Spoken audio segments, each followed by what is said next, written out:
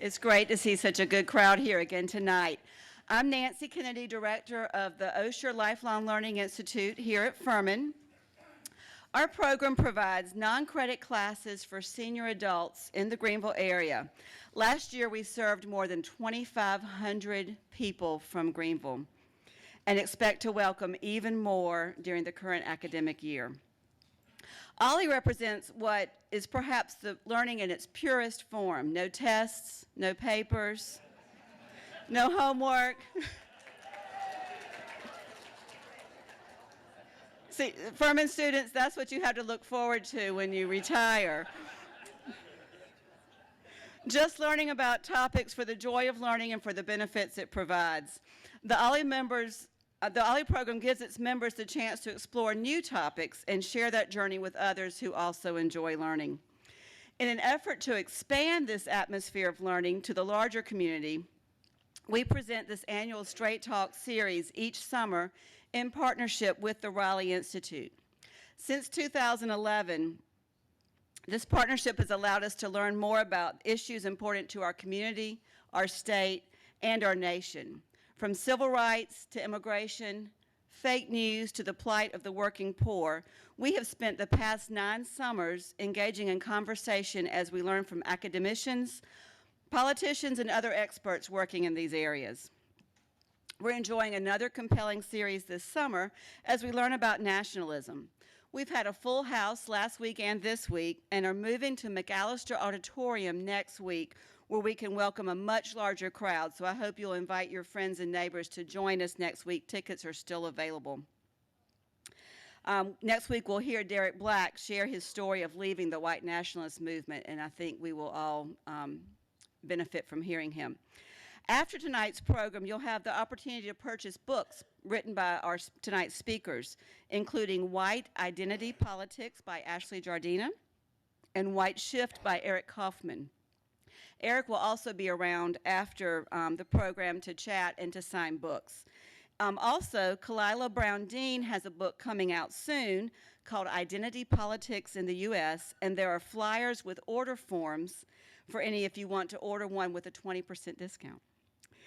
Finally, we also have copies of Eli Saslow's book, Rising Out of Hatred, The Awakening of a Former White Nationalist. Next week's speaker is the subject of that book. So now back to tonight's program. I'm glad you're all here, and I hope that you are looking forward to an hour and a half of interesting information. I'm now happy to introduce you to Dr. Danielle Vinson, Professor of Politics and International Affairs here at Furman, who is our moderator for the evening.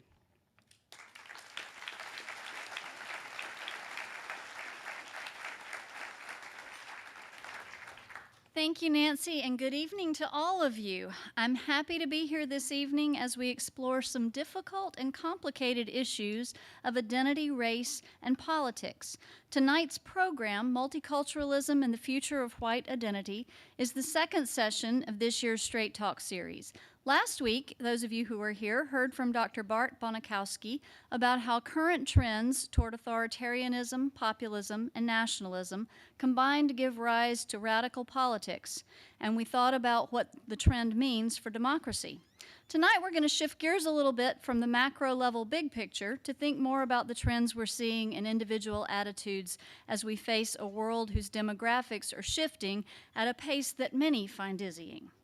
We titled tonight's session Culture Wars, because conservatives who identify strongly with their white group are often at odds with cosmopolitans who celebrate the growing multiculturalism. We're going to hear from 3 professors, one from the South, one from the North, and one from across the pond who grew up in Hong Kong and Canada. I believe I've got that right.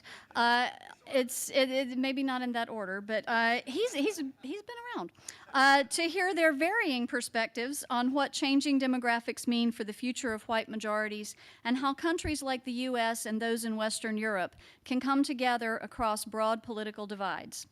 We'll examine some difficult questions such as, should conservatives be able to express a sense of loss without being labeled racist?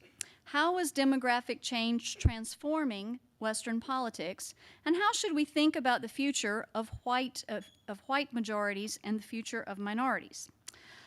As we did last week, we'll give you an opportunity to submit questions via text. If you would like to ask a question of any of our speakers, please send it to the number on your screen and include your name. We have Dr. Buket Ostas and 2 students from our advanced team who are writing down your questions, and the students will share those a little later in our discussion. We begin tonight with 2 20-minute presentations, one by Dr. Eric Kaufmann and one by Dr. Ashley Jardina, both of whom have done extensive research on white identity and shifting demographics. They will then be joined by Dr. Khalilah Brown-Dean for a conversation about white identity politics and racial attitudes. Allow me first to tell you about Dr. Brown-Dean. She's an associate professor of political science at Quinnipiac University in Connecticut, where her research interests center on voting rights, election administration, and public policy. Her commentary appears in over 400 media outlets, including the New York Times, CNN, NPR, Fox News Radio, Democracy Now!, Al Jazeera, and The Hill. She has the gamut covered. Her forthcoming book, which I understand she actually was able to hold in her hand last night for the first time, is entitled Identity Politics in the United States, and it looks at how conflicts over group identity are an inescapable feature of American political development. A graduate of the University of Virginia, she received her Ph.D. from The Ohio State University. Dr. Brown-Dean, welcome, and thank you for being here with us this evening. Dr. Jardina comes to us from Duke University, and she's the author of the book White Identity Politics, which, as Nancy mentioned, is for sale in the library if you're interested in purchasing a copy.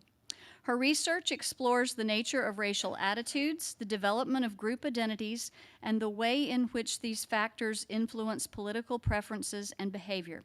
White Identity Politics explores the conditions under which white racial identification and white consciousness among white Americans is a salient and significant predictor of policies, candidates, and attitudes toward racial and ethnic groups. Dr. Jardina received her BA, MA, and PhD from the University of Michigan. Dr. Jardina, welcome. We're glad you're here. Our first speaker this evening is Dr. Eric Kaufmann. Dr. Kaufmann is professor of politics at Birkbeck College, University of London. He's the author of Whiteshift, Immigration, Populism, and the Future of White Majorities, which is also available for purchase in the library. He's written other books, in the lobby, not the library. Cannot read my writing. He has written other books, including texts focusing on the white British response to ethnic change, demography, and politics in the 21st century, and the decline of dominant ethnicity in the U.S. An editor of the journal Nations and Nationalism, he's written for Newsweek International, Foreign Policy, and Prospect magazines, and blogs at Huffington Post. Dr. Kaufmann received his Ph.D. from the London School of Economics and Political Science and his B.A. from the University of Western Ontario. It is my pleasure to invite Dr. Kaufmann to the stage. Please join me in giving him a warm welcome.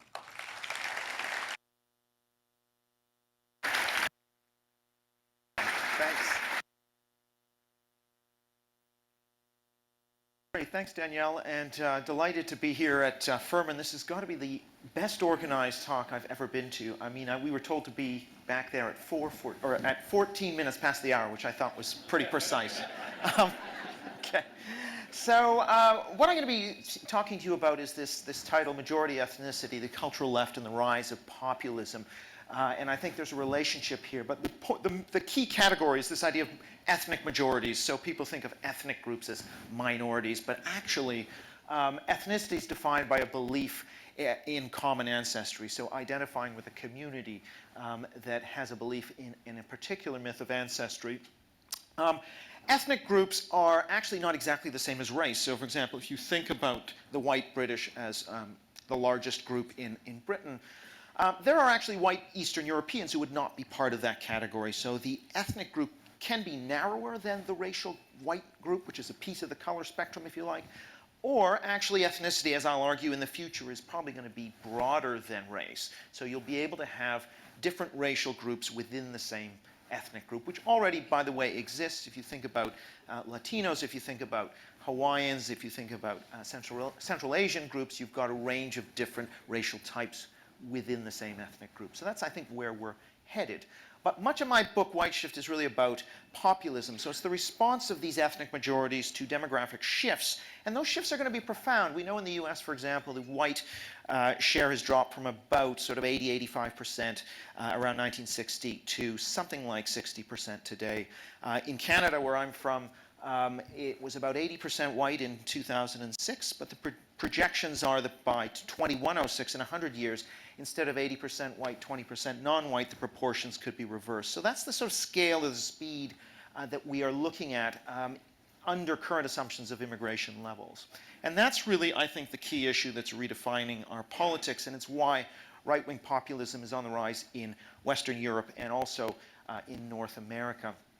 I also want to say something about nation, which is, in the case of the United States, that would be America and the American nation, which is a territorial and political entity that includes multiple ethnic groups, including the white majority ethnic group. And actually, nation also matters because national identity is not just, if we take the US case, it's not just the American creed and the Statue of Liberty, which everyone can more or less agree on.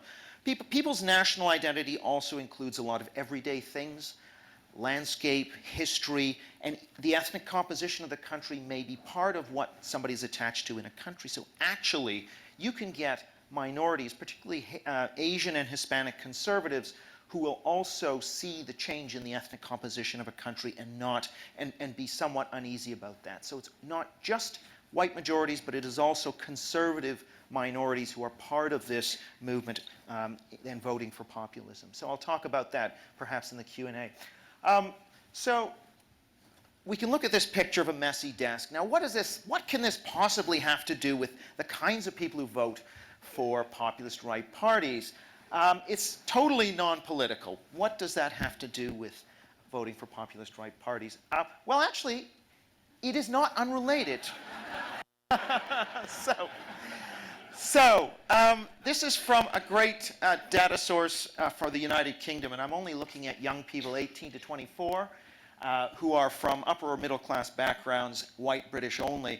And what you can actually see is that people who want much tighter restrictions on immigration over here, about 70% of them say their workspace is neat and tidy, and only 30% that it's messy and disorganized. Now, of course, there's still 30% with a messy desk who are saying we want a lot less immigration. But if you look over here at people who want much looser restrictions on immigration, it's pretty much tied at about 50-50, neat and messy. Actually, that is a significant relationship, and it is meaningful, actually.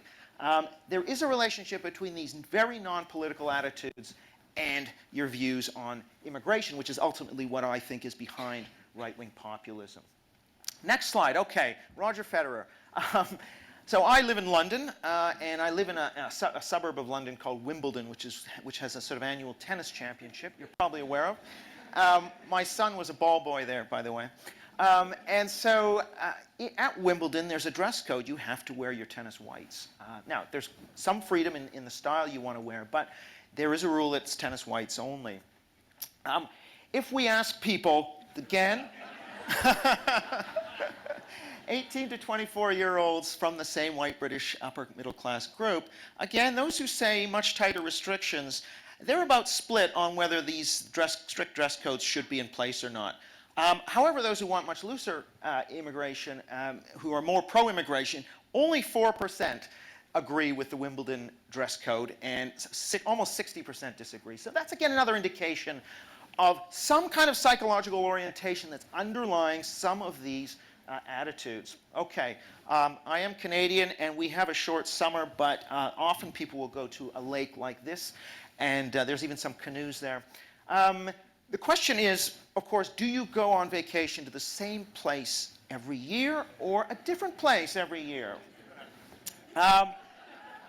And lo and behold, those who want much tighter immigration, it's 47% who go to the same place on holiday every year versus about 39% for those who don't.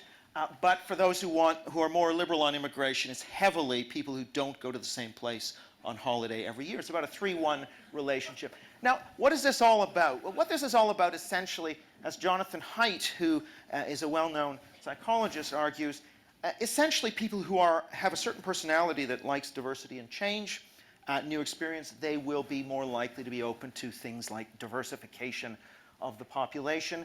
But another type of person actually prefers stability and order. That kind of person sees diversity and difference as disorder.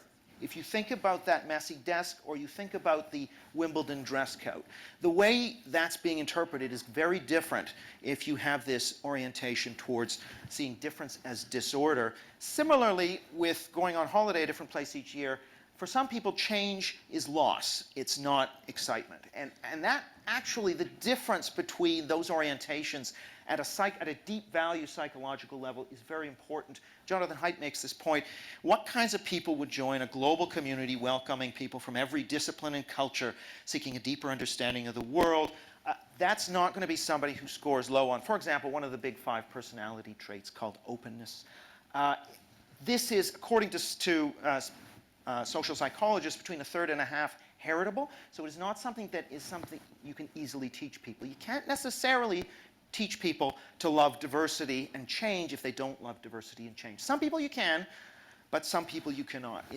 If it is something that's deeply psychological, it's going to become important also when you have large-scale social change. And that is one of the reasons why this psychological divide, some have called it open-closed, some don't like those terms, but that cuts across the old left-right economic divide between people who want low tax and those who want higher tax and more welfare and redistribution. The economic issues are being eclipsed by these open-closed cultural values issues, primarily around immigration in Western countries. So the next message really is, when we're trying to explain right-wing populism, it's not the economy, stupid. Now, I'm not going to say it's got nothing to do with people feeling left out of the global economy or marginalized from the major dynamic metropolitan areas. However, a lot of this again comes down to the individual level.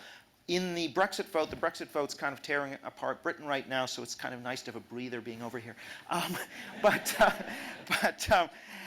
Actually, 2-person couple households, 25% have a split on the Brexit vote. 4-person households, half have a split. Goes down, it splits families, communities. It's not something you can reduce to a big social category like gender or rural, urban, or age even. So these psychological divides between those people who see difference and diversity as disorder and those who actually appreciate diversity, that kind of psychological divide is becoming important for our politics. And the key issue, the lightning rod, is immigration, and that's a sort of key point, not just in Western Europe, but here in the US too, as we'll see. If you look at, this is data from Britain, those who say allow many more immigrants in, at a number 10 on this scale, their chance of voting for Brexit is about 0. Those who want a lot fewer immigrants, it's over 8 and 10. So there's an 80-point gap between the most pro and the most anti-immigration. On the other hand, these income bands do matter. Rich people are less likely to have voted to leave the European Union compared to people earning under £15,000 a year, but that's only about a 10 or 15-point gap compared to an 80-point gap for immigration attitudes. Those immigration attitudes, by the way, are best predicted by those values questions of the kind like having a messy desk or believing in strict child rearing or the death penalty, and not by income.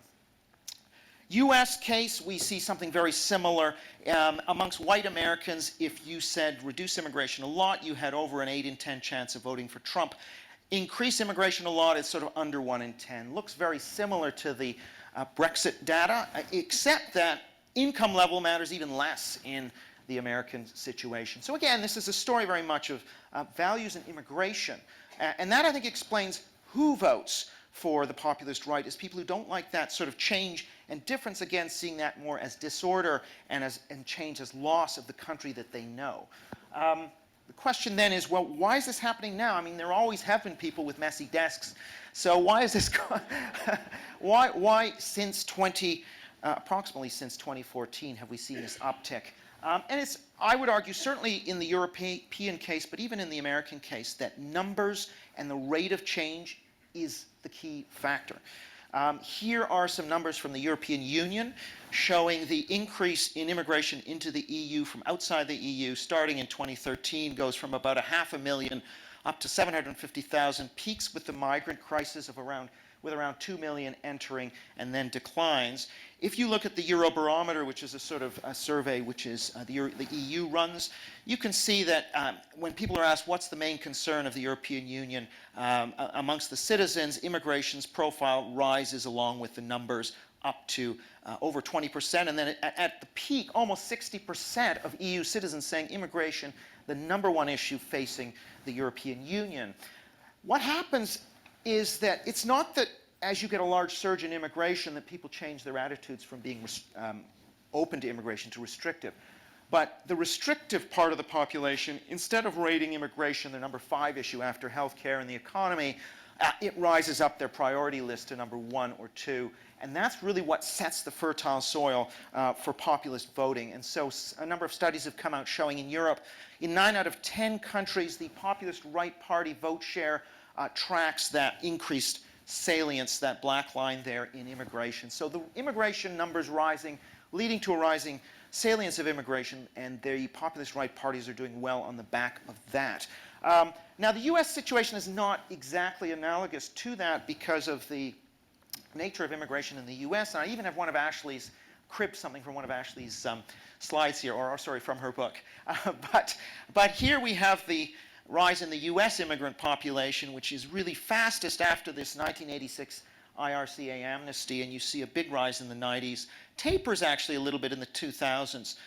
Media coverage, as Ashley shows, actually increases in this period. What we see in terms of that same measure, what is the most important issue facing the country, is that immigration emerges for the first time in the 1990s, something that had never been recorded since the records began in the 1930s. So immigration is starting to be rated as number 1 by a small number of people, but that actually shows a lot of volatility and is especially important when we look at Republican voters.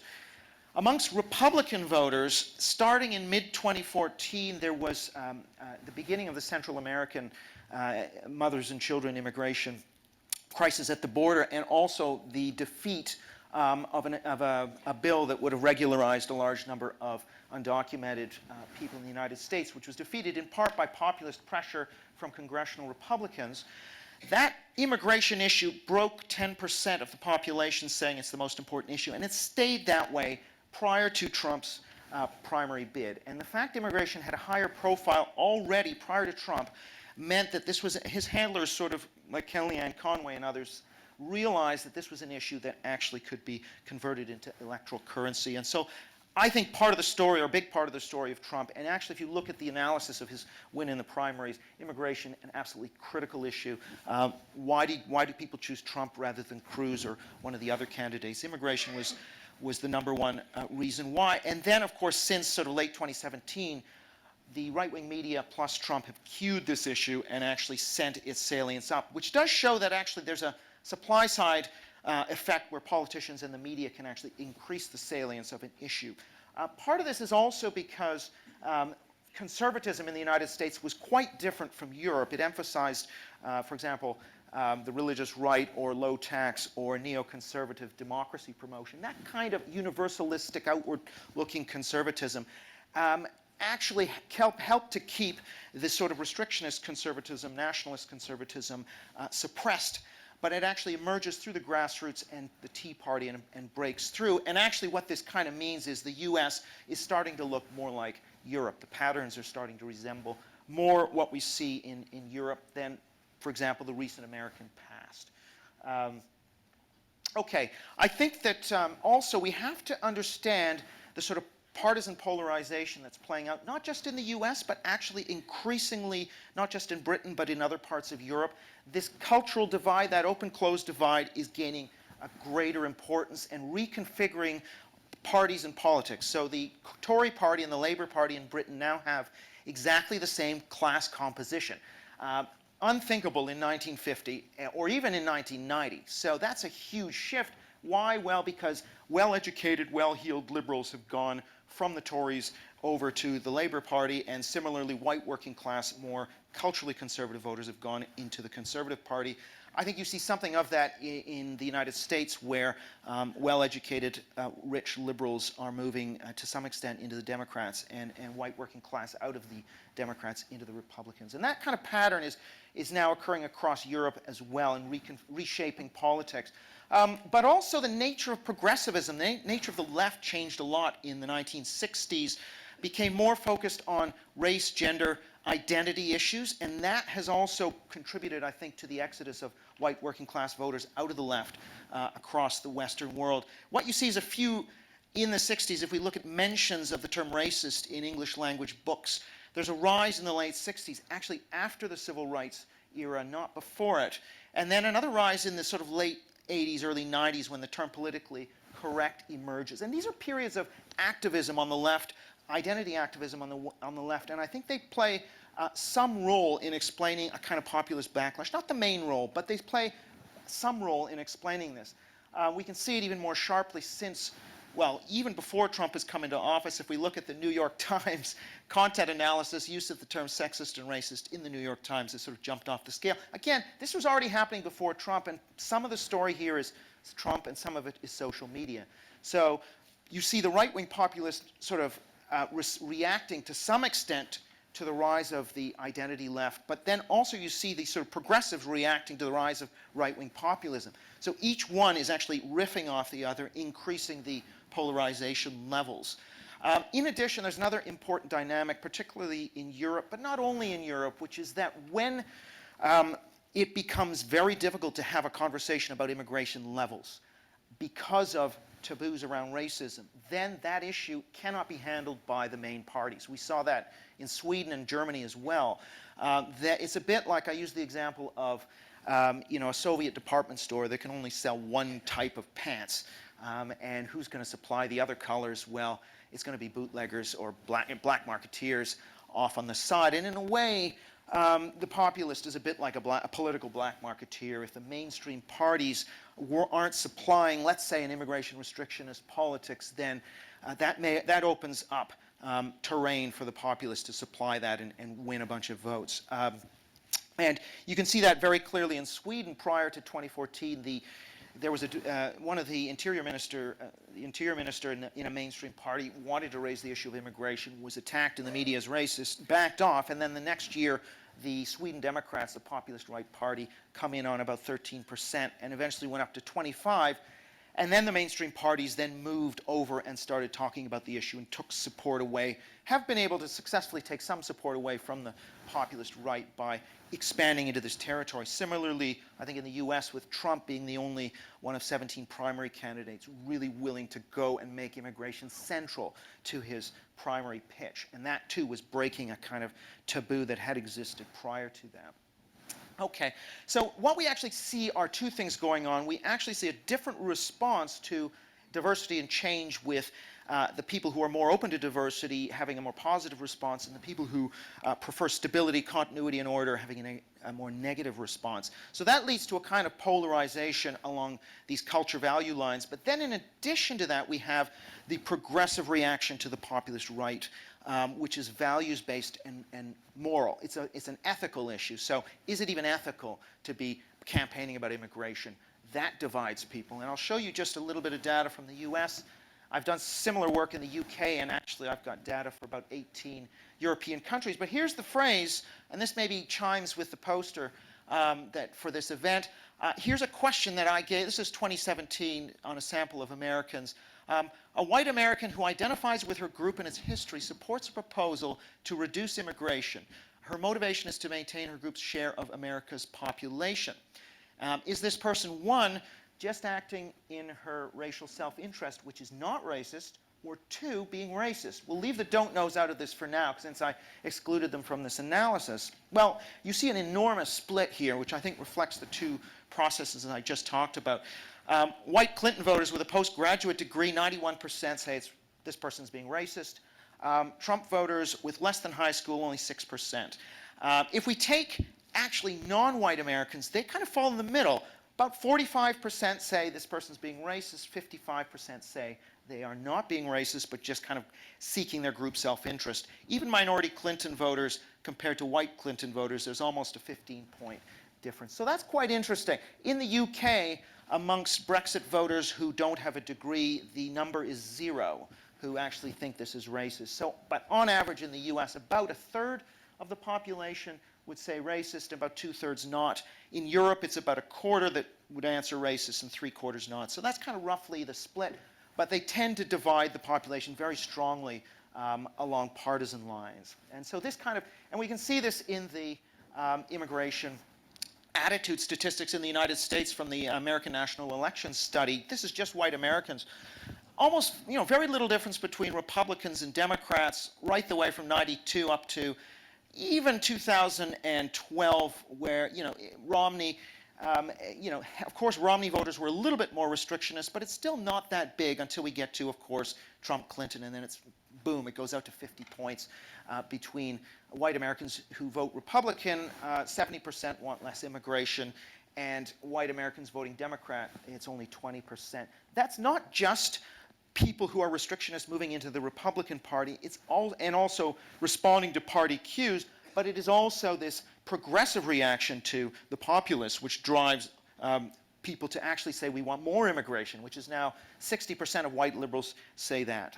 So again, we've got this process of polarization. In the UK, the difference between Brexit voters and Remain voters on the immigration question is sort of 40 to 50 points as well. So it's similar kind of dynamic that's emerging across different West European societies. Another stat I could just throw at you is in Germany, in the Bavarian elections, the Alternative for Germany voters, fully 100% of Alternative for Germany voters said Germany is gradually losing its culture, and only 20% of Green voters. So these are big gaps, and they are largely explained not by economics, but by culture. Okay, last slide, I promise. And this is just looking ahead about white identity, and I'm kind of got partly a stake in this. I'm a quarter Chinese, a quarter Costa Rican, so I'm kind of interested in that. But it is the case that with a certain amount of intermarriage, that's significant intermarriage that's taking place in all Western societies, we are going to see, I would argue, the emergence of mixed race majorities, or at least the proportion of the population that will have multiple racial background will be a majority. But this isn't going to happen for a while. In Britain, I worked with a demographer to do this projection based on census data and intermarriage data. The mixed population, that's the key one to keep your eye on in gray. Only about 2% of England's population is of mixed race currently, compared to about 6% in the US. By 2050, it's still only 7%, so not much change. But then we see this kind of logarithmic curve, and I can answer in the Q&A why that's the case. But by the end of the century, it's almost 30%, and then 50 years later, it's 75%. So next century will be the century of this large-scale rise in the mixed-race population. And the big question I would argue is, how are they going to identify themselves in terms of ethnicity? Not in terms of race so much, but in terms of ethnicity. And my argument is actually that people with those mixes are going to identify more with the European heritage than with their various exotic heritages. And the reason being because that has a longer sort of pedigree in Britain and is sort of closer to the cultural core and cultural capital in the history of the population. But, of course, there is going to be difference. I mean, we can see this in countries like Turkey that have had this, already been through this process and have had a lot of mixture. Yes, most people identify with the Central Asian heritage, but still you've got a small minority who identify more with the Byzantine Christian heritage. And so you have you're always going to have some difference in identity. But still, I think that is where it's going to go in terms of what Michael Lind calls a Beijing or a transracializing of the white or the ethnic majority population in Europe. In the US, it may move into a sort of a mestizo type direction because you've got an old white Protestant population and the African American population are both very well established and would probably be the basis for a new emerging majority ethnic group. Okay, I will leave it there, and please text your questions if you have any to this number. Okay.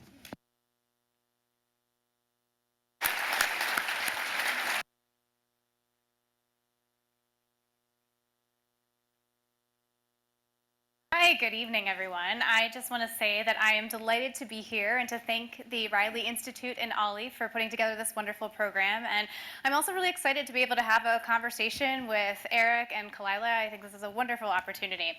So what I'm going to talk about tonight is mainly the underlying psychology of white identity and white identity politics. And I'm going to dig into the difference and the distinction between racism and racial prejudice and white identity and what that means for contemporary politics, particularly in the United States, but also we can think about a lot of this, as Eric has mentioned, with respect to what's going on across the world and across the Western world. And I want to begin by laying a landscape that I think is now well trotted. It's very familiar to you all. So we know that whites are no longer going to be a majority of the United States somewhere by the middle of the century. And I know this because this is something that most Americans are well aware of at this point. And they're well aware of this in part because there was a lot of news coverage of these demographic projections after the 2010 census. And so we're starting to think about sort of a time frame here. We've got 2010, we've got information about demographic change. We're coming on the wake of a really symbolic, historic moment in the United States, the election of the nation's first African-American president. And this is really symbolic, right? Because this isn't just the election of the nation's first African-American president, but it's also the election of the first non-white president in the United States, right? So deeply symbolic. In 2016, white Americans elected a rather unconventional presidential candidate. So you know, and this is true, right? Trump has parted ways with a lot of candidates in recent years. He's openly disparaged racial and ethnic minorities. He's failed at times to distance himself from endorsements from white nationalists and white supremacists. He has taken up some rather unconventional policy positions as a Republican candidate, and I'll talk a little bit more about that. So some other things are going on, right? We've seen the rise of white nationalism, something we haven't seen in some time, but we've got white nationalist organizations marching in the streets.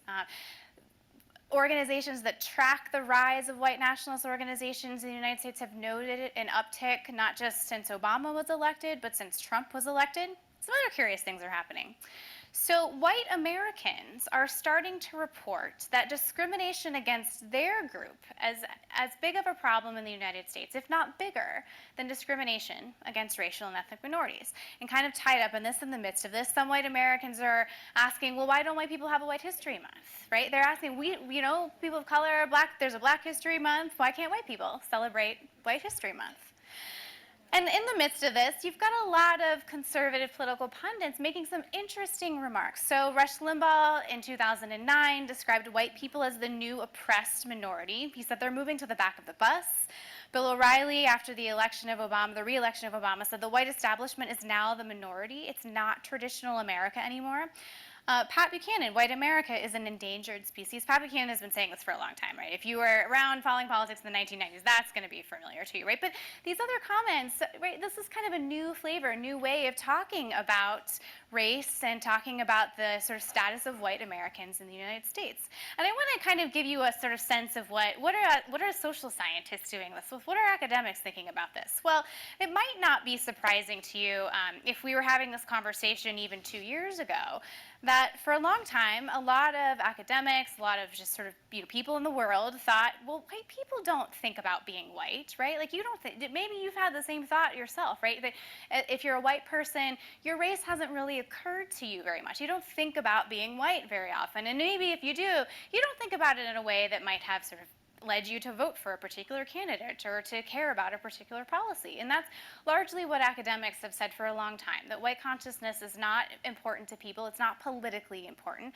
And the rationale is that as the dominant group in American society, as the group that sort of sets the norm, the sort of prototypical group in American society, whites have the privilege of being able to take their race for granted. Because they don't experience sort of systematic oppression or discrimination, they're not constantly reminded of their race, right? And so part of what we're talking about tonight is, well, what happens when sort of times have changed? And I want to make an important point here in the service of distinguishing between what I mean by white identity and white identity politics and racial prejudice. And I'm going to use the term racial prejudice, and I'm going to use it in a way that's distinct from the term racism, and that's important here. The language we use is, in fact, really important.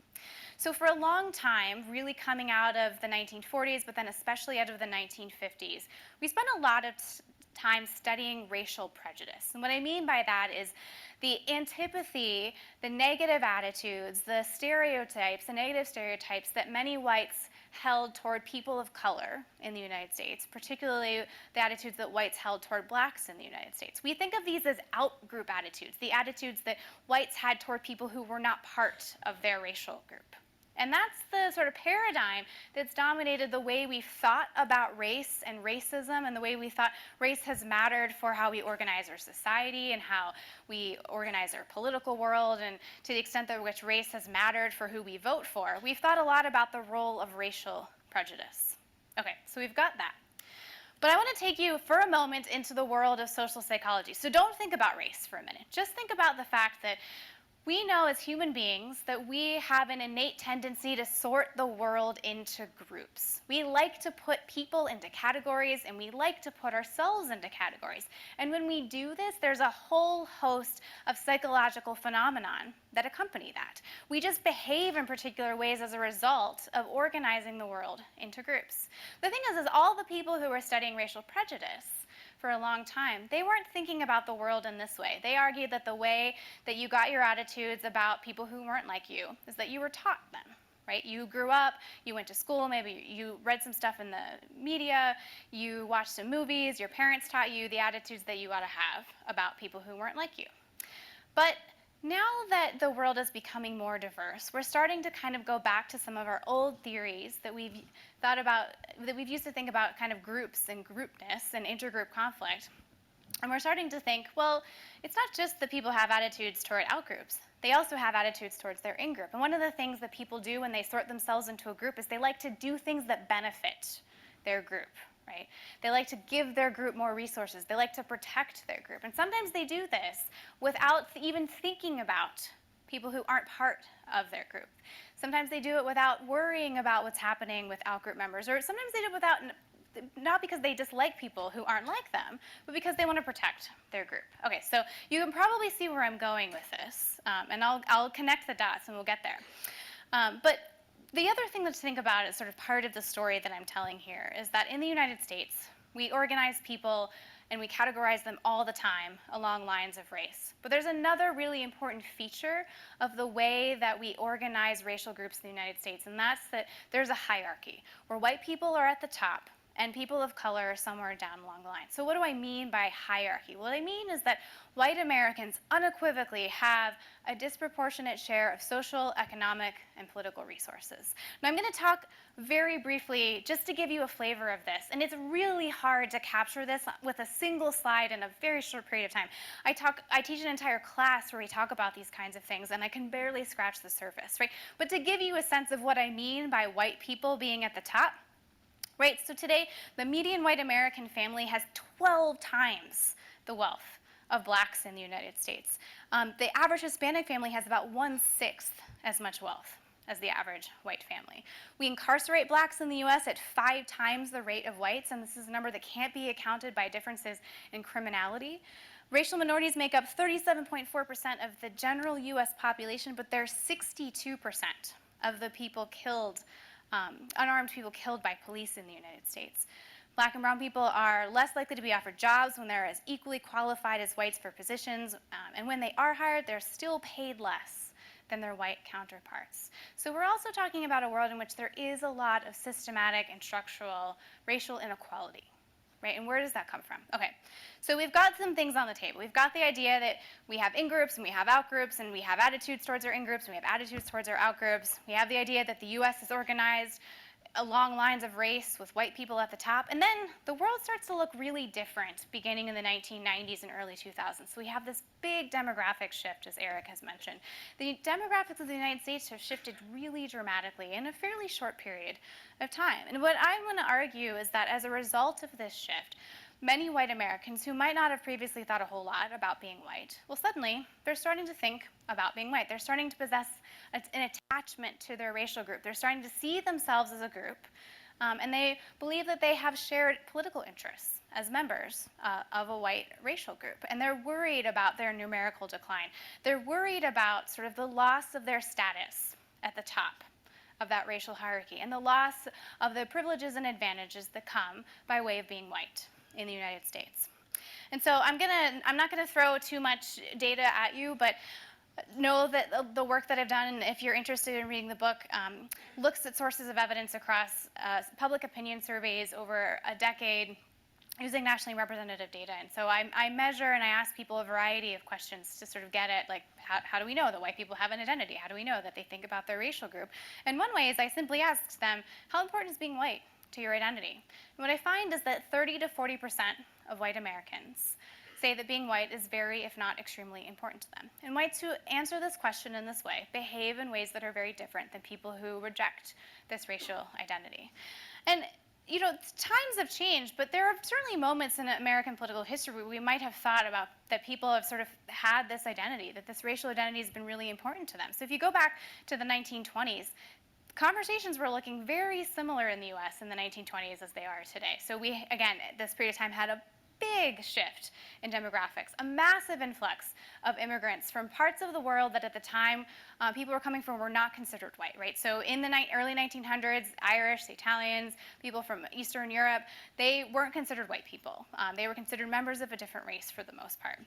And if you go back to the congressional record at the time, a lot of politicians were worried about the ethnic composition of the United States. They were saying things like, well, we need to protect America as a white nation. We need to preserve the sort of, they use the term like Nordic stock of the United States, right? Very similar language to what we see today.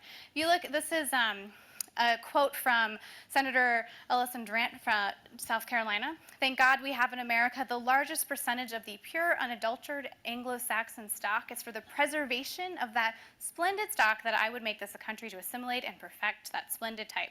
This has made America the foremost nation. The New York Times, in response to the passage of the 1924 Immigration Act, which put restrictive quotas on immigrants coming from those parts of the world that were considered non-white at the time, says, America of the melting pot comes to the end. The effects of the new immigration legislation described by the Senate sponsor of the bill, the chief aim is to preserve the racial type as it exists here today. So we've had these conversations before. And I would argue we were having similar conversations during the civil rights movement, right? So we often think about the civil rights movement as being a reaction of whites who had a high degree of racial prejudice, who weren't happy about integration. But the other way of thinking about it, right, is that there are many whites who might not have disliked people of color, but maybe they were worried that, you know, like things were changing.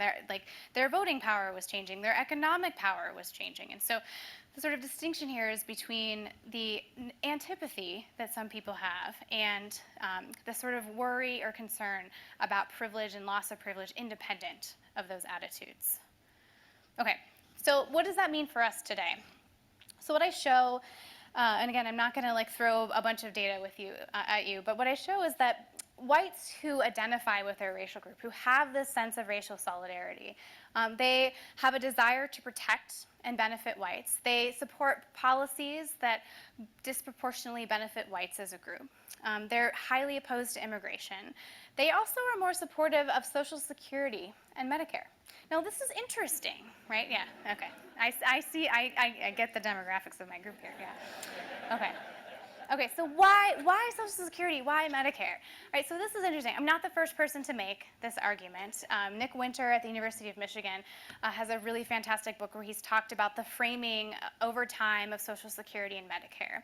But when people think of Social Security and Medicare, they think about the stereotypes that are associated with those policies in opposition to stereotypes that we have about those other social welfare programs, right? Turns out Social Security is a social welfare program. But when people think about welfare, right, they think about negative and erroneous stereotypes associated primarily with African Americans in the United States that have to do with laziness, with a failure to subscribe to individualism or the American work ethic. Social Security stands in contrast for that, right? It's the reward you get for working hard, for playing along with the system, for doing the things that you're supposed to do. And so what that means is that Social Security is tied up in whiteness. And lo and behold, white Americans who identify with their racial group, they like their Social Security, they like their Medicare. They also really weren't big fans of Barack Obama, and they're really big fans of Donald Trump. And I think it's worth kind of taking a moment to think about this, right? Donald Trump parts ways with the traditional Republican candidates by focusing on immigration, by focusing on protecting and preserving Social Security and Medicare, not a traditional Republican Party platform position. Right, and then there's also sort of the whole legacy of kind of effort to sort of undo the legacy of Barack Obama. So some people talk about Trump as being like the first white president, and there's a lot of sort of, we think about all the sort of dog whistle politics involved and what it means to make America great again, and et cetera. Okay, so I told you that white identity is associated with all of these things. So why do we care? Why does it matter? If I'm making this distinction between white identity and white racial prejudice, is that really a distinction without a difference? And I think that it is for a couple of important reasons. So one is the people who identify as white are not the same people who hold high levels of racial prejudice toward people of color. I'm talking about two very separate groups here. Now, to be clear, there are some people who are really high on white identity and who are really high on racism. Those are the white supremacists. You know who they are, right? But there are a lot of white Americans who don't hold very negative views toward people of color, and yet at the same time, they have a strong sense of attachment to their racial group. So when Trump goes out and appeals to people based on their negative attitudes towards people of color, and he goes out and appeals to white Americans who maybe want the country to look a little bit more like it did 10, 20, 50 years ago, he's appealing to two different sets of voters. So what that means is there are these two forces at play in American politics. There's white racism, defined as racial prejudice, and then there's white identity. And the problem is that if white Americans are motivated to protect the status of their group, the status at the top, right, that by definition comes at the expense of greater levels of racial equality, right? Because if it's about whites wanting to protect or preserve some degree of privilege, what that means is that it's in an effort to try to maintain this system of inequality or this system of racial inequality. And so the way I like to put it is that white identity is not the same as racial prejudice, but it nevertheless helps to reinforce the system of racial inequality in the United States. And I think this is a really important way to, it's important to think about the normative implications of this. Do we want to be in a society where we have higher levels of racial egalitarianism? Do we want to be in a society where politicians are sort of exploiting and trying to use our racial attitudes and differences across racial groups to their advantage? We know that they can do this. We know that they're good at it, right? So, Donald Trump constantly sort of makes these remarks, like, why do we have immigrants coming from these particular countries? Why don't we have more immigrants coming from Norway, right? Why don't we have more white immigrants coming? And as Eric said, that Trump was sort of really unique at capitalizing on this particular issue of immigration. This is Trump's website in August of 2015. You can look at this for yourself. You can use the Internet Wayback Machine. You can go to Trump's website as it existed when his presidential campaign began. The only issue on Donald Trump's website at the time was immigration reform. Right? And so I want you to think about every time it's sort of politically expedient for Trump to talk about the issue of immigration, he does so. So, case in point, midterm elections come around. Suddenly we have an immigration crisis. There's a caravan of immigrants coming to storm the border. We actually send troops to the border to protect us from this caravan. Elections happen, elections are over. Suddenly this caravan completely disappears. And so this matters, right? Because it's not about the reality of the world around us, right? We can have really valuable conversations about the role of immigration in American society, whether immigrants are sort of a net economic benefit or a net economic loss, but that's not the conversation that we're having, right? The conversation we're having is are there people who don't look like us? Are there people who aren't white kind of coming into the United States, changing the demographics of that country? And why is it that we care so much about this? Why is it that we're so worried about this? I mentioned before, Trump parts ways with other Republican candidates by focusing on these policies in particular. It'll be interesting to see what happens as he sort of backtracked on this. And I want to point out that part of what we're observing here is an erosion of norms. And we're observing an erosion of norms in two respects. So one is that, it's quite apparent to many people that Trump uses more explicitly racialized language than many other politicians, certainly many other politicians who've entered the national scene. But there are politicians who also say things like this, right? So what have non-whites done for civilization? And this starts to kind of tread a lot in this sort of territory of white identity. It's not about disparaging racial outgroups, but it's sort of about, yeah, white people are like preserving this, white people did all the good things. And, Trump seems a little bit impervious to a lot of this sanctioning, but not all politicians are. So Steve King said these things. Steve King then gets removed from his committee assignment. And I think that part of the danger with white identity politics, when you think about it as distinct from racial prejudice, is that we're used to, or we think we know sort of racial prejudice when we see it. But it's different when people are talking about race in a way that is about in-group favoritism, about sort of preserving the status of their group. It seems a lot more palatable when people say, look, I'm looking out for my group. I just want to protect my group. People of color, they have organizations that are based on their racial group. Why can't white people have organizations based on being white, right? That sounds, to a lot of people, pretty reasonable. And so I think that part of the danger of white identity politics in a world, again, in which we care about racial egalitarianism is that it's something that we often miss or we overlook or we sort of fail to see as racist in some way. And so I'll leave it with it.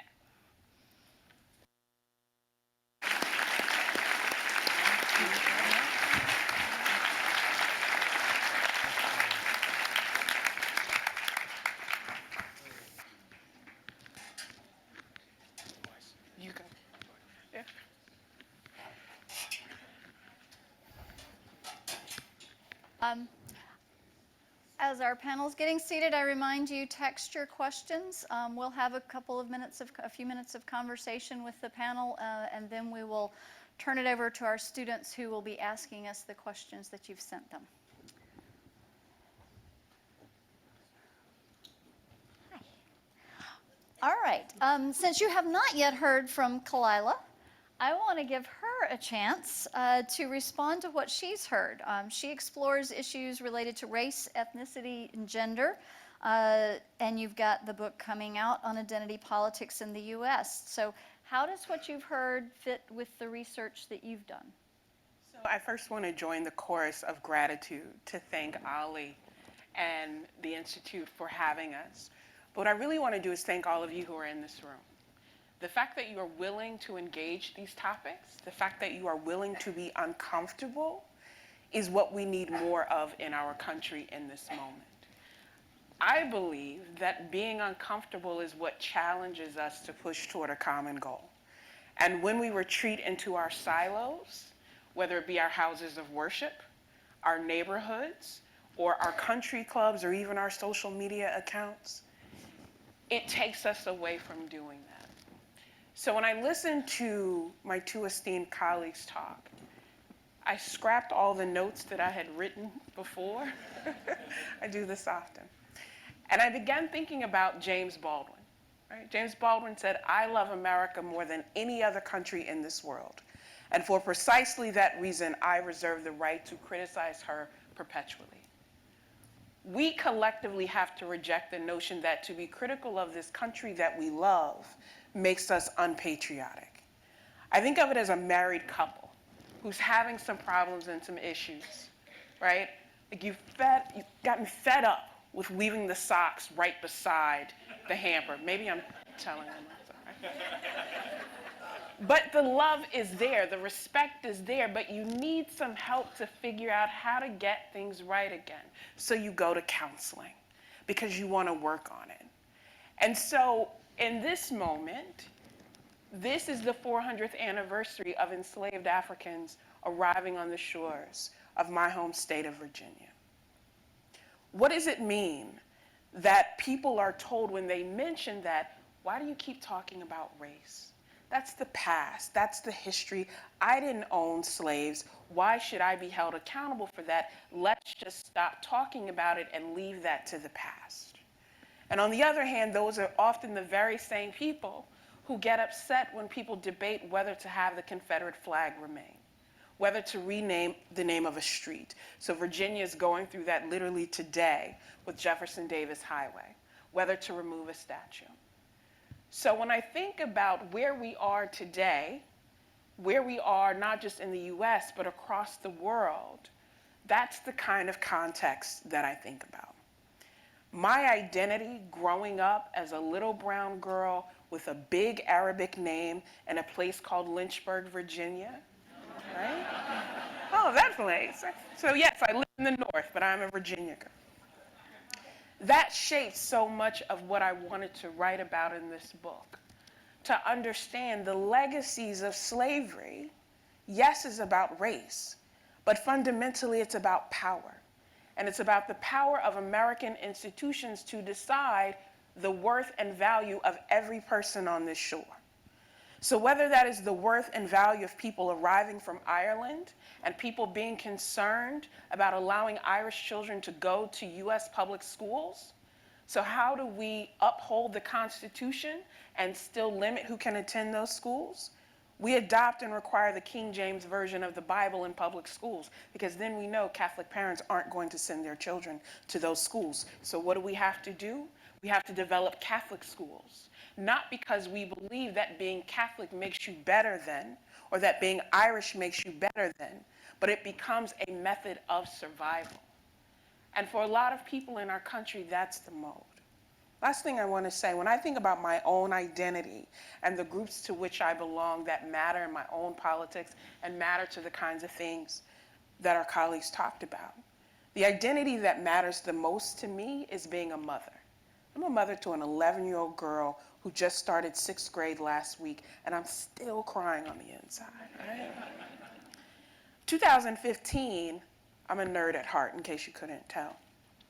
2015, we take our daughter to Selma, Alabama, because my colleagues and I had written a report about the Voting Rights Act of 1965. And we went back for that 50th anniversary to present the report, and we take her with us. And to have that little girl stand on the Edmund Pettus Bridge, to know who Edmund Pettus was in 1965, and to then be there in 2015 and see Barack Obama and George W. Bush embrace each other. I wanted that little girl to understand that on that bridge, soaked in the blood and the tears of martyrs, her purpose in this country had been set. We leave Selma a couple months later. We go to pick her up from our family, and we get the call that there are people marching with tiki torches on the grounds of my alma mater, the University of Virginia.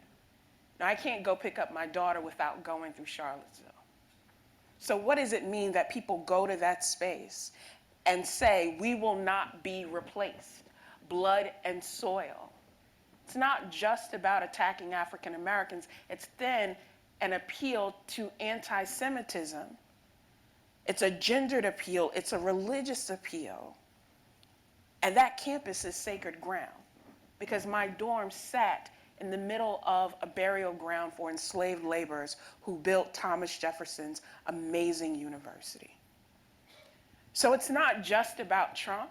It's not just about people feeling like they are being replaced or wondering what that means for their economic well-being, or feeling like, why can't I have a White History Month, or why can't I have a straight Pride March? I think that was in Boston last week, right?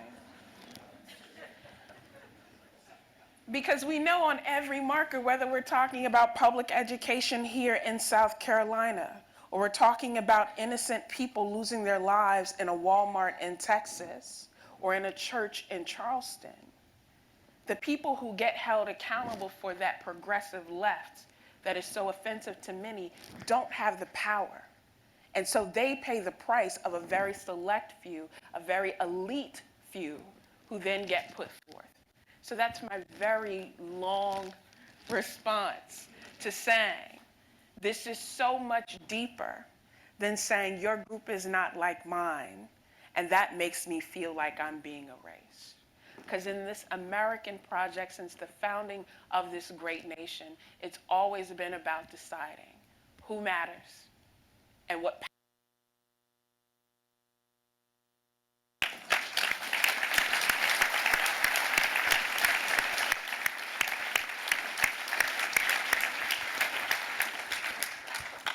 to follow that up. It seems to me that a lot of the discussion that we heard thus far this evening is presenting a lot of data and information trying to help us understand this concept of white identity. And you mentioned there's some nuances, racism versus identity. How do we distinguish between fear of change, the demographic changes Eric was talking about, and fear of the other, which I think, Ashley, you were pointing out, and I think Khalilah's also sort of tapping into that. If we're trying to understand each other, how do we distinguish between those two things, fear of change versus fear of other? Who wants it? Okay, well, all right. Yeah, I mean, I think there is an important difference. I think Ashley gets to it a bit with this difference between identity to own group and dislike or antipathy to out group. I think that's an important distinction, and we can talk about the implications of that. I actually think that if we're going to say that majority groups are not sort of allowed to have that attachment, I think we're heading for real trouble. And I think we need to say all the caveats. It's got to be moderate. There can't be discrimination, etc. But with the way the polarization is going, I don't think it's enough to sort of try and glue together this dislike of out groups and attachment to in groups. So one of the things that you see in the data on the U.S., for example, is that, or that I've seen in sort of other samples that I've taken, is attachment to Ancestry. So I take a sort of slightly different view. I think there are absolutely people who are racist. There are people who are trying to keep the power structure as it is. But I think a lot of this, I take it from a more European lens, which is that there's no real threat to majorities in Europe. But what there is this loss of sort of this idea of, I don't recognize my country anymore, etc. So again, and of course, their country is going to change, right? So we have to have change. But I don't like the binary where you're either multicultural or you want to go back to whites only. I think that's not really the debate. The debate is how multicultural, how fast. So that then gets us into shades of gray where we can make a compromise. If it's about you must embrace high-speed immigration and diversity or else you're a bad person, then I think you're going to get a lot of people's backs up against the wall and you're going to have a polarized debate. So I would just urge us to be able to have, to treat people who want things to be slower as we're going to have to compromise with them. I think that debate has got to become more like the debate over tax rates where we reach an accommodation. I'm not saying there is an accommodation, but more like the economic debate where we can kind of make a deal and it's less polarized and moralized. I think, of course, there are people who are people with tiki torches or Donald Trump talking about Mexicans as rapists. That's racist and terrible. We should absolutely be uncategorically denouncing that. However, when people say we want slower rates of immigration, I think that's a legitimate political issue to debate. So that's probably, I don't know if I answered your question. Okay. So one way that we can distinguish between fear of change and fear of the other is that we ask people in experiments that we conduct whether they would be okay with the plethora of immigrants coming from Germany. And then we asked them whether they'd be okay with the plethora of immigrants coming from Latin America. And lo and behold, a lot of white Americans are pretty indifferent to a large influx of immigrants from anywhere in Western Europe that considers people to be primarily white. So it's not just about change, right? It's change driven by which demographic group, what's the color of the skin of the people coming into the country who are initiating a lot of this change. And I think the thing to worry about when we're talking about sort of allowing some degree of concern or some outlet for people to express concern about immigration is that I don't think that sort of animosity toward other groups or fear toward other groups is sort of a balloon that we can just simply let a little air out of and then people are going to feel more comfortable, right? I think what's obvious is that a lot of people's racial attitudes, whether that's the concern for their in-group or the dislike they have for their out-group, are like pretty sticky. People don't really move.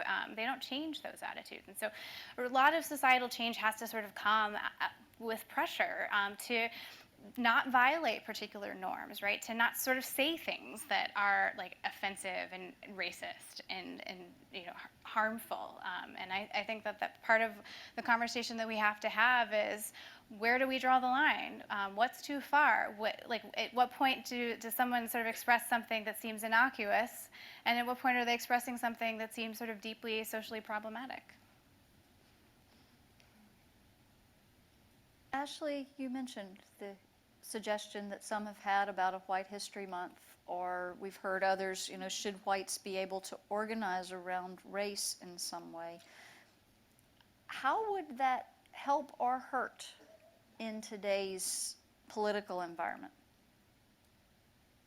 The problem with whites wanting to organize or have a White History Month, and in some ways I feel this is sort of a little bit of a platitude, right? At this point, it's that every month is White History Month, right? But but there's some truth to that, right? The reason that marginalized or oppressed groups in American society have these months or days or whatever celebrating their culture and their heritage is because that they've been so systematically erased from the conversations and the culture and the way we talk about things. So give you a case in point, there are textbooks in the state of Texas that describe slavery as voluntary immigration. I'm not kidding, right? And so that's why we have a Black History Month and why we don't have a White History Month. And I think, again, I keep harping on and I keep talking about the norms that we have, right, and what that means. And a White History Month starts to get really close to something that looks like a white supremacist group. And to give you some background information for that, when we ask people, when we give people sort of surveys and we say, like, how do you feel about a White History Month?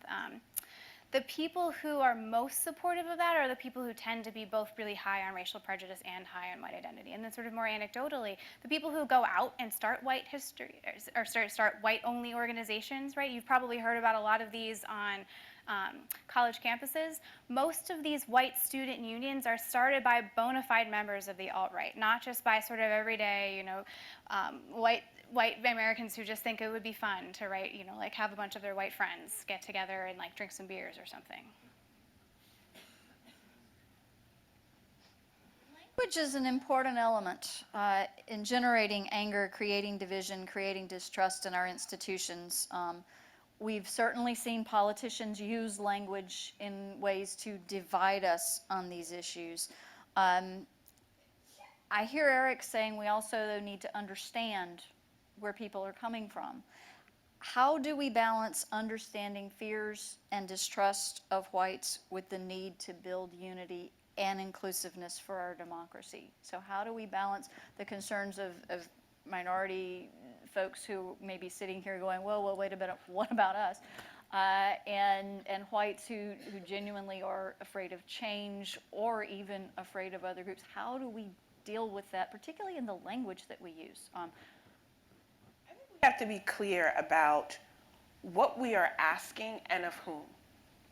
So we can have different opinions. That happens a lot in my house during college football season. Right? That's okay.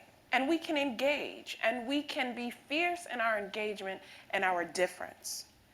But if what you believe denies my most basic humanity, I don't have an obligation to engage you in that. Because what purpose does that serve?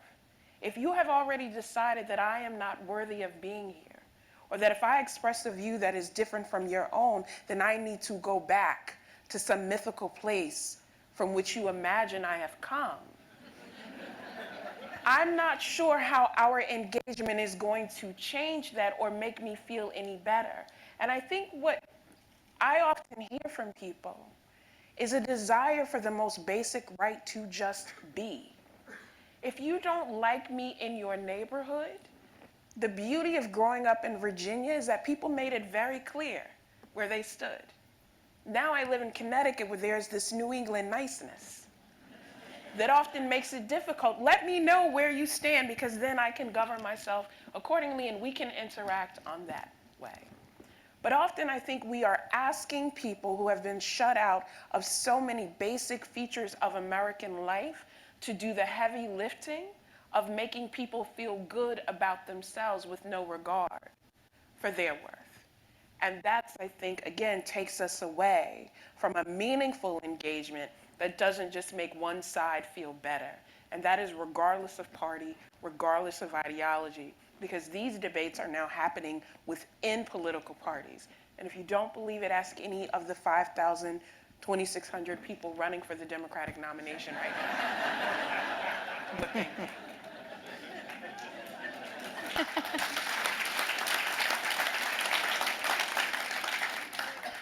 Ashley, want to comment on that question? Yeah, I mean, I agree with you part of the way, but I think we have to set, there's a danger in both directions. In other words, there's a danger in not being sensitive to the needs of minorities, and we've still got a way to go absolutely on that. But I also think we have to be mindful of the danger of going the other way and of expanding the meaning, for example, of racism to include things which probably most people don't think are racist as well. So some of these statements around, you are so articulate, or America's a melting pot, or some of these things which some people have called microaggressions or racism, most minorities, most Hispanics and blacks do not see those as that. That is an example of where I think the boundaries of this concept are being expanded too far, and I don't think people have paid enough attention to some of the damage that other process can also do. So yes, we absolutely need to, reforming criminal justice, for example, or the healthcare system, or I'm a fan of universal healthcare and all these things which you don't tend to have in the U.S. But still, I would say some of the political correctness we see on U.S. campuses and the extent to which this concept of racism is weaponized and expanded beyond what most people would recognize is, I think, quite counterproductive. We've seen on one of Ashley's slides that, sort of almost 60% of white Americans saying they're discriminated against, and they're not discriminated against, of course, in the economy, but if you probe that, a lot of this is around cultural portrayals and a perceived inequality about how whites and minorities are perceived in the culture, and on media, for example. Is that fair? I think to some extent, again, it gets to this issue of can one express a white identity and not be seen as a racist, And I appreciate the dangers of this, of course. I mean, I don't want to have to bring out these cards, but, I wouldn't be here if my grandfather didn't escape Czechoslovakia in 1938. I get, racism is a terrible thing, but at the same time, we don't want to drive people. If we can't have these conversations in the mainstream, they are going to take place, but they're going to take place either in the populist right or even worse, on the far right. We can't actually expand this meaning of the term racism to such an extent. I think that important conversations get pushed aside. So that's the other, I think we need to balance. We got to do both. Tackle racism, but we can't expand that too far. Yeah. I think there's this misperception that people on the left just want open borders and everyone should just be able to enter the United States and everyone can come in and it doesn't matter. Like, it's fine. We should all just sort of like sit around and sing Kumbaya and it'll be great, right? And that's just not true, right? Like, most people agree that we should have immigration policies. We need immigration reform, that we need to be mindful of how people are coming into the country and who's coming into the country and how we take care of the people coming into the country and what that means for us. But the question and sort of what we're trying to do, and part of why we need to have these conversations, is we want to understand what is it really that motivates people's attitudes about immigration. And if it's one, just simply that, well, I think that I don't like immigrants because they're taking our jobs. Well, first of all, if you're a white person in the room, that you're not, like, your job is not in competition with most immigrant laborers in the United States. They're not taking your job. If they're taking anyone's job, they're taking the jobs of other racial and ethnic minorities in the United States. And somehow, African Americans are far more supportive of immigration than white Americans. And so that's right, so that's very curious. But the problem becomes when immigration, we aren't talking about the realities of immigration and the problems that it presents with respect to the economy in the United States, but instead we're using that as a cover for what we really mean, which is, I just don't want black and brown people in the United States, right? Because when we start to dig into what are the effects of immigration in the United States, well, one thing is there an economic boom. Do immigrants cause more crime in the United States? No. In fact, in places where you have a higher immigrant population, crime rates are lower than comparable places where you don't have a high immigrant population. So what I mean by all of this is that immigration often becomes a strategy for politicians to play purely on Americans' racial animosities, on their dislike for people who don't look like them, or on their concern, or on this concern that they're going to lose some sort of cultural power or privilege or status, right? And so part of why we have to sort of talk through the realities of what this is and have like frank conversations about it is, you know, like we have to be real about what we mean and what is behind these attitudes and these motivations. And usually it's not just these sort of like real legitimate economic concerns. I want to find our students who have our questions and see what questions our audience has at this point. Diana and Price, where are y'all? There's a blinding light in my... Yes. So I think that's Price, yes. So this first question is for Dr. Kaufmann. Your biography in tonight's program mentions that you argue that we should treat white identity as we would any other ethnicity. What would you say to a white person who is psychologically conservative, as you described, but disagrees with your claim about white identity and sees the privilege inherent in white identity as a moral problem? Well, wow, a good question. First of all, whoever asked it. Yeah, I think, so I guess the issue is where is the moral problem coming in? I mean, Ashley mentioned that this might be used to maintain a power structure, and in that case, absolutely. I would always say I do want to see the evidence that connects, say, white identification with wanting to maintain a power structure, and Ashley does provide some evidence in her book, but I think a lot of whites who are attached to their identity would certainly also be attached to treating people fairly, not discriminating on the basis of race. So I certainly think, obviously, there are those who are not going to do that, but I think you can have a moderate identity. I mean, this is where some people who say, get rid of all identities in politics, you know, I don't agree with that. I think you can have what Jonathan Haidt calls a kind of common humanity form an identity where you don't just try and go for absolutely the maximum, you actually compromise. And I think these identities are more about attachment to ancestry and tradition and culture, and that's sort of what's driving it. I'm less convinced it's just about wanting to keep power, whether that's economic power or even cultural power. I think it's not easily reducible just to power. I mean, but of course this is a research question. I'm a social scientist. If you want to compare a kind of attachment thesis with a power thesis and show me the evidence that this is really actually about power, then okay, then I can agree with getting rid of this concept. But I'm not sure, especially as the white share declines in countries across the West, that we can continue to say this identity is out of bounds and the others are not. I think that's what the far-right, alt-right uses as its hook, and it's a real force multiplier for these alt-right, the really nasty groups. They say, look, you don't get equality with other groups, they get special privileges. That's an awfully appealing hook, and then once you get them in, you layer on all the stuff about, you know, Jewish globalist conspiracy, whatever. So, anyway. So. Thank you. Yes. Sorry. Hi, here. Diana. We have a question from Shekinah. She asks, who gets to define racism, the oppressed or the oppressor? And that's for anyone on the panel. This is quite a group I know. tonight. And for me, that is the essence of power. Who gets to define what it means when Colin Kaepernick takes a knee at the beginning of a football game? Does his intent matter? Does the perception of others watching that game matter?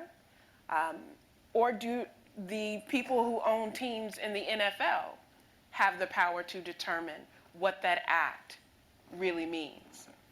In my book, I talk a lot, I have a chapter about gender and sexual identity. And I start that chapter with the story of a man named Leonard Matlovich, who was a veteran, fought in the Vietnam War, Purple Heart, bronze medal. And on his tombstone, it says, "The military gave me medals for killing a man and a dishonorable discharge for loving one." And when I was doing the research and talking to the descendants about why that was so important, who had the power to determine what his worth was to this country? Who had the power to determine? And he thought he was doing a good thing by coming forward to his superiors and saying, I am a gay man and I'm an excellent member of our armed forces. Let me show you that these two things can be compatible. And instead he received a dishonorable discharge. So Currently, I think the people who have the power to make those decisions are the people who control important assets like economics, like access to a school, the same people who can determine whether if you break a student code, you get to stay or you get, sort of a warning for that. I think it is unfair to expect those who have been most disadvantaged to then deny how power is unevenly distributed in our country.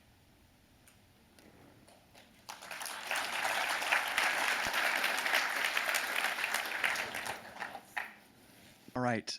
This is another question for Dr. Kaufmann. This audience tonight is very white.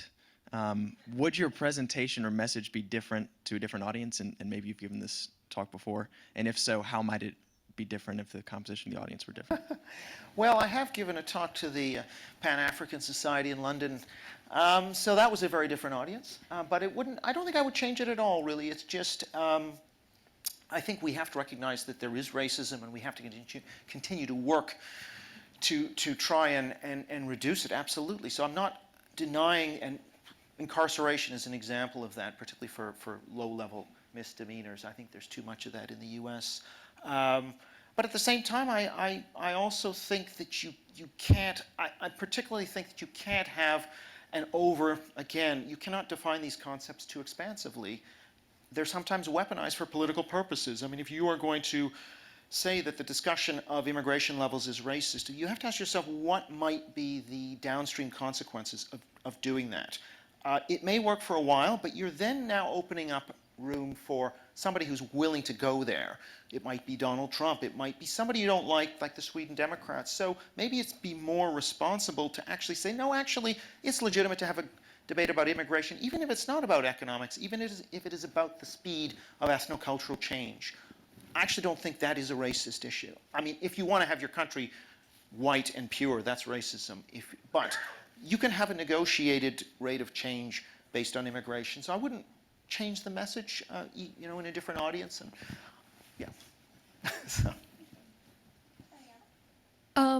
So a number of you talked about a trend in the way that people decide politics. Does this trend suggest that age and gender and group affiliations in politics are going to take a backseat in the near future in American policies?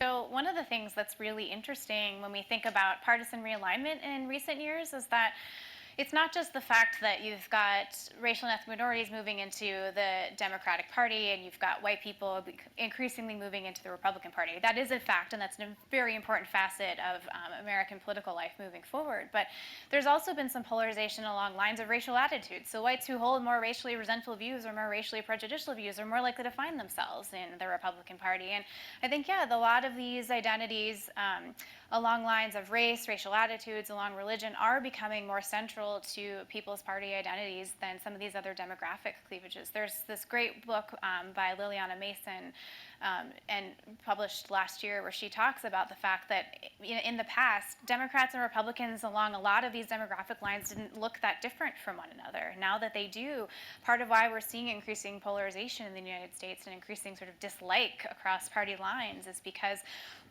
Republicans look so much like each other, and Democrats are sort of this hodgepodge of everyone else. And so the short answer to the question is yes, these sort of age and gender identities are becoming far less important than racial identities, and then even party identities. Party identities are becoming another identity to most of us. Our attachment to our party identity in itself is sort of the same as our attachment to maybe our religious group or some of these other identities that we have.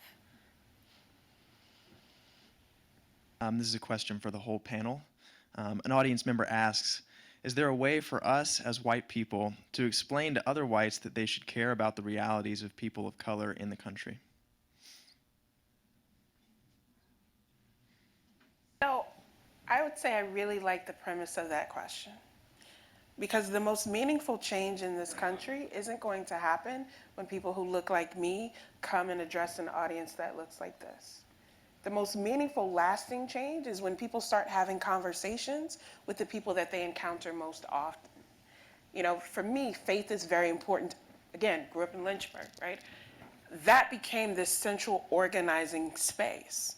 And it was interesting that you had these masses of people in Lynchburg who shared a religious identity, but on Sunday morning you would never know because our churches were so segregated and are, continue to be. So I think people have to have conversations, and it's not just, we had this conversation over dinner, it's not just a moral question of why you should care about people who may not look like you.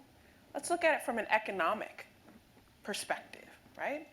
If you are living in a state like South Carolina that is being decimated by the opioid crisis, and there are people battling addiction who live in a rural community where there are no longer medical centers there because all of the changes in funding have led to doctors moving out or centers being shut down, it has an impact on the quality of life and the health of your community. If you're an entrepreneur and you cannot develop the workforce that is indigenous to your county because of those things, then it matters. It matters that the US locks up more people than any other country in the world, and that those people are disproportionately Black and brown.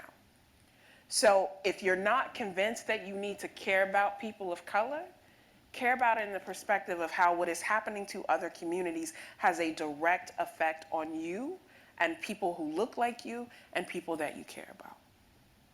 I want to add one thing. So, I want to add one thing because I think about this question when I think about my first year freshman coming into my classes on race, and these are students who are very predisposed to care a lot about race, right? They're taking my class because they, want to go off into the world and be like social justice warriors, right? They use this language, and but I say this to say that there are people who are predisposed to want to sort of care about people who don't look like them, and what I've learned quickly, and this is regardless of whether my students are white or Black or whatever the color of the skin is, or race or ethnicity, they arrive and they know nothing about what I mean by this power difference. Rates of incarceration in the United States, they don't know anything about that. They don't know about differences in hiring policies and discrimination in the labor market. This is completely new information to the vast majority of them. And so I think part of why things like White History Month doesn't sound that problematic to a lot of people is because the fact that there are these big differences in power and resources, and the fact that structural racism exists, this is something that a lot of people just don't know about. So part of our job isn't just to convince someone to care about someone, it's to convince them and help them understand that the reality of being a white person in the United States and the life that you live, for the most part, is really different than the reality of a lot of people of color in the United States.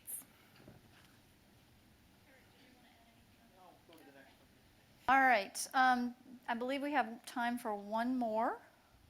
Okay. This is for Dr. Kaufmann. Your data shows a dramatic split in views of immigration based on identified party in 2016. Until then, white views regarding immigration were similar between Democrats and Republicans. Does this mean party identity is flexible, meaning that people change parties based on immigration beliefs, or that immigration beliefs are flexible, meaning that people change their views to be consistent with their party?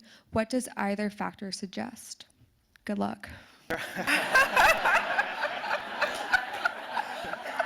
Well, Is that on the card? yeah, that's a really good political science question, because that's exactly the kind of thing we talk about is how much of this is switching and how much of this is party cueing, where the party takes a different stance and people follow. Maybe with Republicans it might be the attitudes towards Russia, for example. So yeah, I think both are at work. I think that the increase in restrictionism amongst white Republicans is partly driven by switching. I kind of calculated it was about 50% switching and 50% queuing, whereas the Democrats becoming more liberal on immigration seem to be more about party queuing and media queuing. So the answer is both matter. I think the queuing probably matters a little bit more, especially for the Democrat. So a good question, a good political science question. Yeah. And it's always good to end on political science. So, thank you to our speakers. Thank you to the Riley Institute and Ollie for their work in bringing all of this together. Thank you as our audience for your attention and your good questions. Remember that if you'd like to purchase a book or you'd like to talk to Dr. Kaufmann afterwards, the books and Dr. Kaufmann will be in the lobby. I hope all of you will join us next week for Derek Black, who will tell the story of his journey from a leader in the white nationalist movement to an outspoken critic. As a university professor, I am delighted to say that his liberal arts education was a major reason for that transformation. He will be joined by NPR's Sarah McCammon for a conversation about how the language of white nationalism is permeating our culture. You will not want to miss this. We will be in McAllister Auditorium, and I hope to see you then. Thank you for a wonderful evening.